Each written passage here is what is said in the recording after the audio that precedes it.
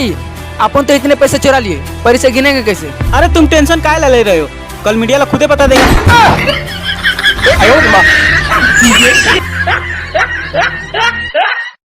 इश्क और कोरोना दोनों एक ही चीज है, जब तक खुद का ना हो ना तो साला यकीन ही नहीं होता।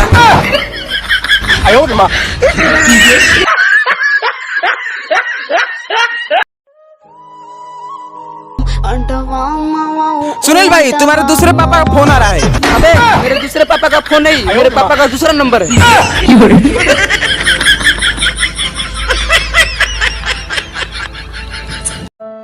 ये दुनिया वाले तुम्हें चोर घोषित किए हैं। गलत घोषित किए हैं, मैं चोर नहीं कबाड़ी हूँ। भैया भौजी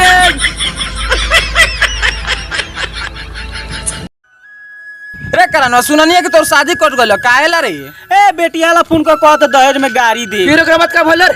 ए भइल का हमू एने से फोन कर दाई माई एक कर दन।